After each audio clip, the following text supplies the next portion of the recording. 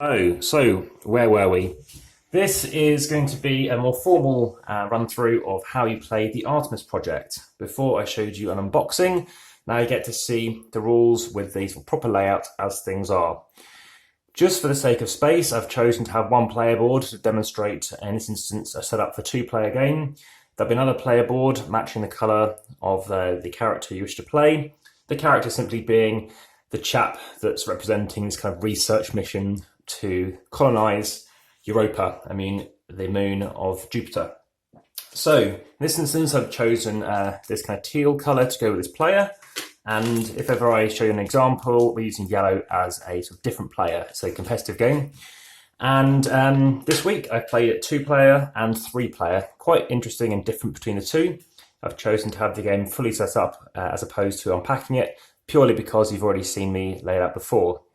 There doesn't need any kind of reason to have this overlap in the board, but apart from just showing some of the victory marker tracks, that's how you set up the board.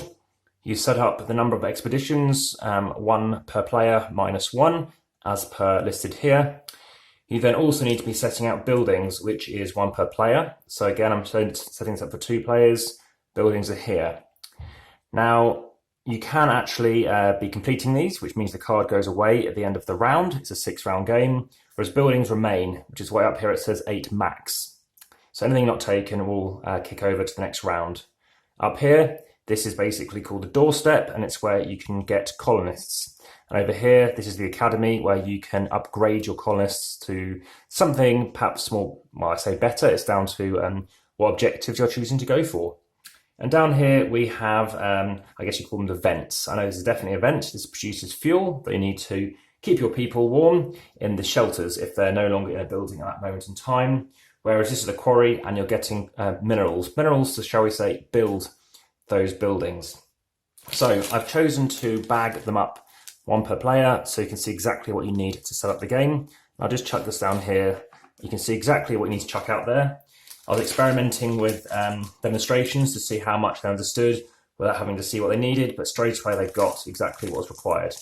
So you're going to need 5 dice. This is a dice placement game, as mentioned in the other video. So there'll be some overlap, there'll be some things that'll be repeating, but I'm just wanting to make sure, if you haven't seen the other video, and I know many do like unboxing videos, but some who don't can see this one and probably not have to see the other. So 3 minerals, you're chucking 3 cubes down here, and you're chucking down a pioneer, which is this kind of typical naked wooden colour. So that goes, well, there actually. This is used for points when you complete these objectives. Or in this instance, it's called expeditions. If you have something called a directive, it's in the Kickstarter edition of the game. So it's quite a small board, but you need a little bit of space, and once you have your own area, so a bit more space per player, and also a bit more space to have buildings as you get buildings. I've got some ones for rounds 4, 5, and 6, just to show you as an example. So the first thing you do is you roll all of your dice. So let me just move this back over here, and you can see what I'm doing. So I've got some different rolls. You decide who starts. From that point onwards, future rounds is down to who has the fewest resources, and they can choose who they want. So I can go wherever I want to go. What can I do and why do I want to do it? If I want to go down here, I'll come on to these events in a second. What this means is I can get an ability. So I need to get 10. So for example, a 6 plus a 4, and then it completes. It means I'm sending people there, and basically they come back and the reward is one of these bonuses. Now the bonuses are indicated by obviously the symbology, but whoever gets that bonus is first dictated by who has the highest pip value that has gone on that mission. I'll explain what happens if more than 2 people go on it in a second, but in this instance, we do have something requiring us to chuck out 2 people. So these people, these random people go here, and if that card goes away with nobody taking it, it stays out of the game. Of course, that might dilute that proportion in here, which is how it works. Over here, when you set up the board, I'd explain these bits. This doorstep has 1 times the number of players, so we have 2 plus 2. So we have a 2-player example plus 2. So I want to deliberately show you how that works, again from the bag. So they could go down here. In this instance, they're getting people. Well, why do they want people? I'll come on to it, but there could be reasons over here. And you get a building. So you get a random building. So in this game, there's some bags, but not enough bags, I would say, to bag these up. So I've chucked in some extra bags and they kind of squash in. You don't need to. I've noticed they don't fly around when they're in the box. So this one is random and they get this one as an option. So if I chuck this just kind of off to the side, there's an opportunity for some person to get that free building. I'll come on to this symbology down here when I do buildings, but let's just move on to here, vents. So we've drawn out one card. So when set the game up, you chuck out the number of these fuel cubes equal to what's come out on the card, which is 1, 2, 3, 4, plus 2, as it states on the board. Over here, the minerals is 2, plus 2. As always, it's plus 2. Now, these do go away at the end of the round.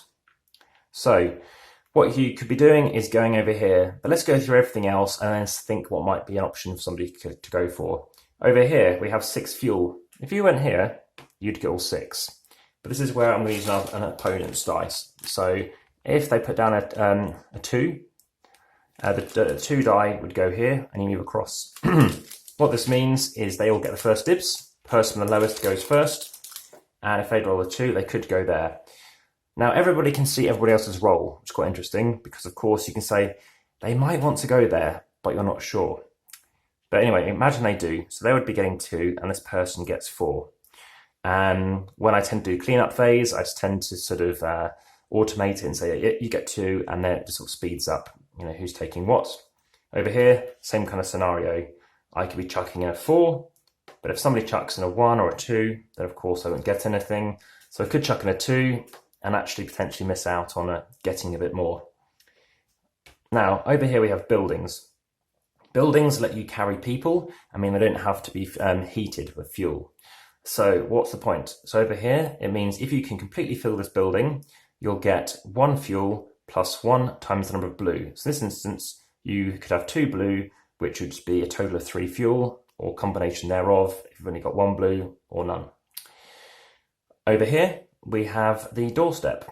Now, unlike here, where you're bidding, which you are bidding, in fact, actually, I'll just finish off about the buildings. When you want to go here, it's a pure bid. So if I want to go in with a 2, I've got to be committed to paying 2 of these. So in the first round, you could be collecting stuff, but if nobody is, you can see that, and you've got your final die to place, you could get that, say, quite cheaply. But if you wanted to go for a 4, you're going to have to make sure you're getting one of these, or something else to make sure that you're able to get a building. Now, I'll explain what happens when you get a building. If you manage to complete this objective, you can take the building and immediately, from that point onwards, if you're taking somebody from up here, they can go straight into your building. That's useful when I get on to movement phase. So over here, we have the doorstep. This is allowing you to get more people. Why do you want to get more people? Let me show you an example. Now, the board is quite clear, which is why I'll show it to you, but I can just obviously say it verbally. You can send one of your pioneers. If you send it over here, so let's say we had that 6, that 6 plus that is now worth 7. So you're much closer to doing that. And if someone chucked in a 6 and you'd only had a 5, you'll still go ahead, but you'd get second pick. So if you want to do that, you've got to spend a fuel as well. Now, if you happen to get one of these other ones, such as you had a blue, so for say round 2, you might be able to then send it across, and if it succeeds, of course these do vary in value, you can gain 2 resources of your choice. So these are what resources are. You could instead, if you had a red one, knowing that someone had quite a high value on there, chuck in, so somebody had a 6, you had a 6, if you sent a red guy spending a fuel with your 6, you could reduce another value by 1 or 2, which means you get first pick of those options. And finally, we have a purple guy. So by the way, the names here. So we have engineer and we have steward. And I have to remember what blue was again. I think it was mechanic. And in this instance, you can send 1. So it's very difficult because you've got to send it on like that first hit. And if you gain it with just a 1 or a 2, you earn a reward. So you can gain +1. So that's basically what I was explaining about the different colours and why you can upgrade them, which moves me on to the Academy, which is part 6. and why you might want to go there if you can't go to the doorstep. So doorstep, you need to pay 2 fuel per person going there, and what you can do is if you chuck it in a 2, you'd gain one of these of your choice. So the lower you go, obviously you have more choice. If somebody chucks in a 1, you can't beat them. They're definitely going to get 1 if they can afford 2 fuel and they still want to do the action. If you chucked in a 4, you can buy 1 or 2. If you chuck in a 5 or 6, you can buy 1 to 3. But of course, they might disappear. They might not have what you wish, or you might not be able to afford it. So going here, in a 2-player game as an example, you can go here and get a blue dude. Or you could chuck in a 3 or a 4 and get a red, 5 to 6 and get purple. Now, there's a space here that is in 3 to 4 players, so you could have 2 people going there.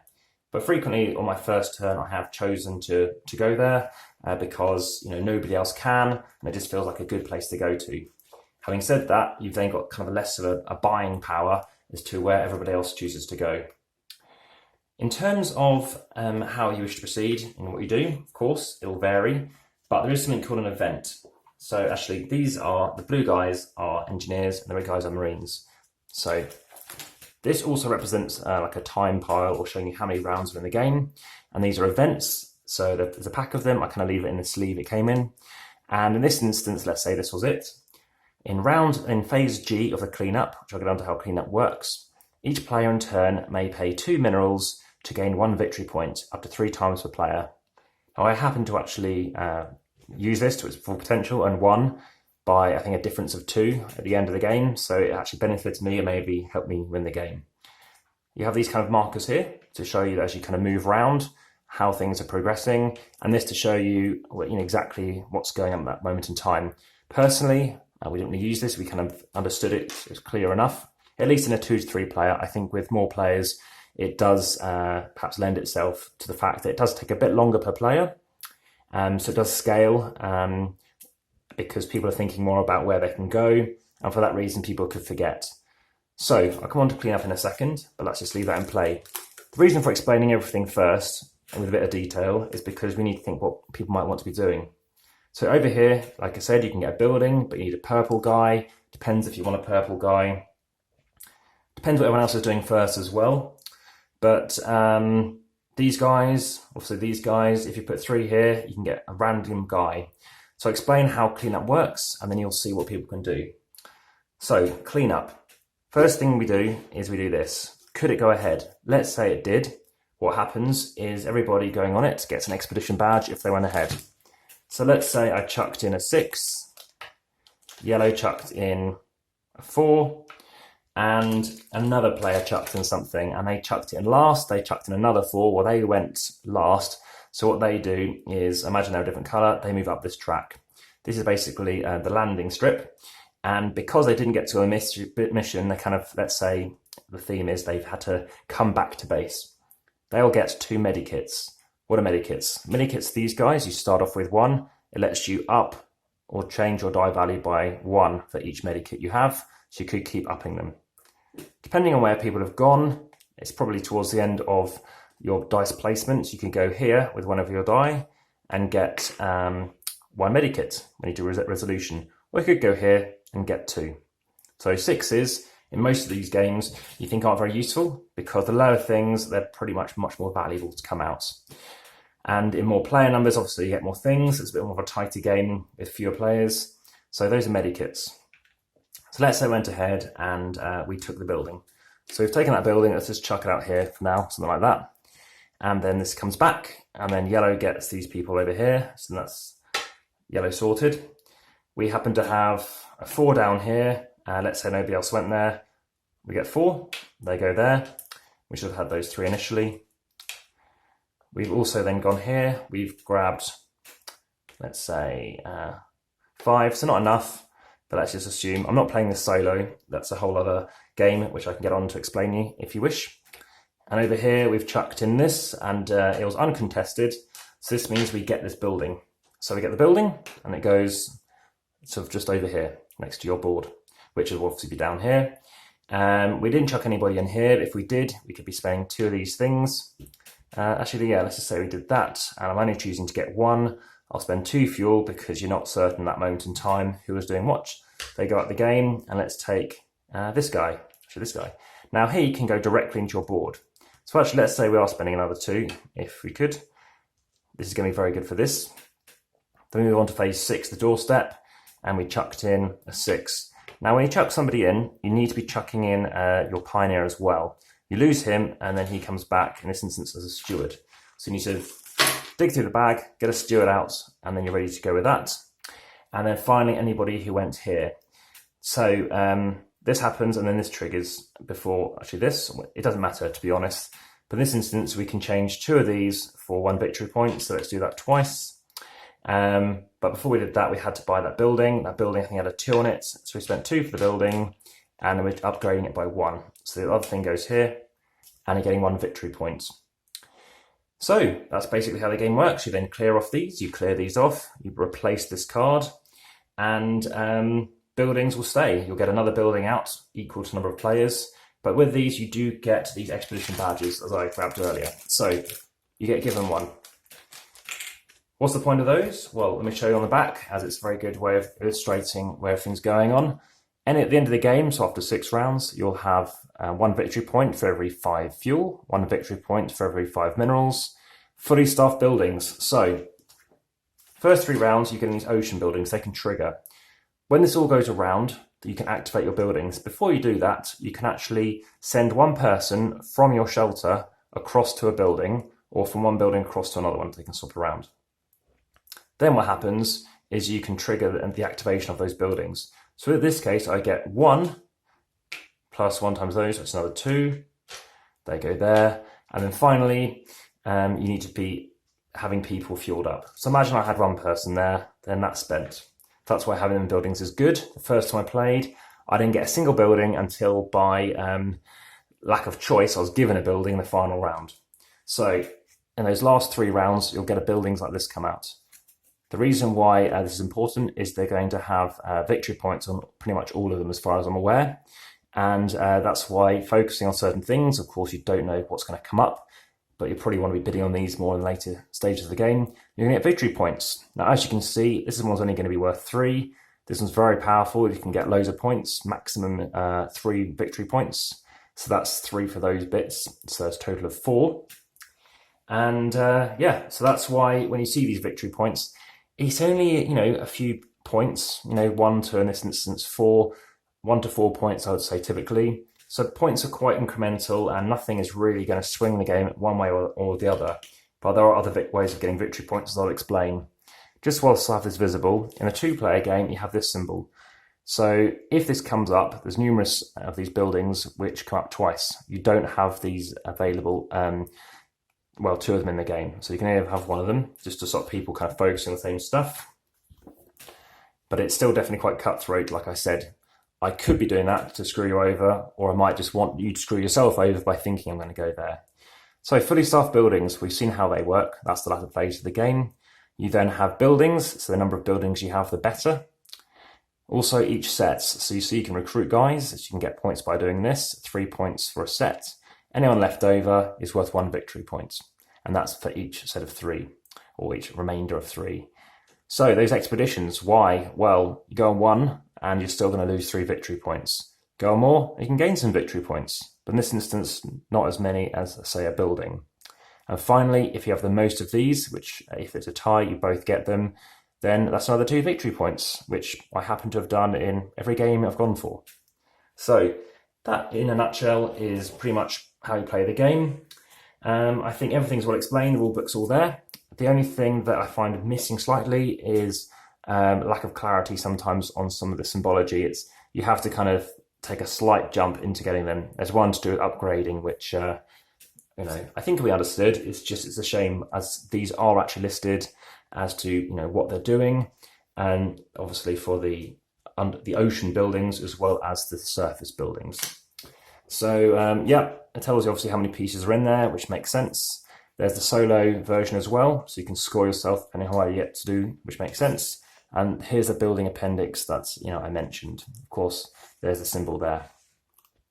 So maybe it's the case of just clarifying some of the symbols.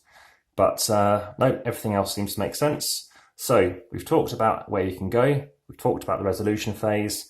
We've refreshed the thing. and then we move on to the next area.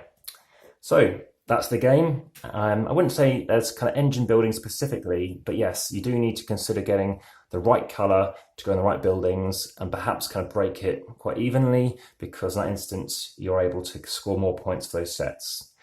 So that's how the game goes. It's the Artemis Project in 2 players. I think it did take us about an hour and a quarter. It took about 1 hour 40 for 3 players, and it took longer for 4.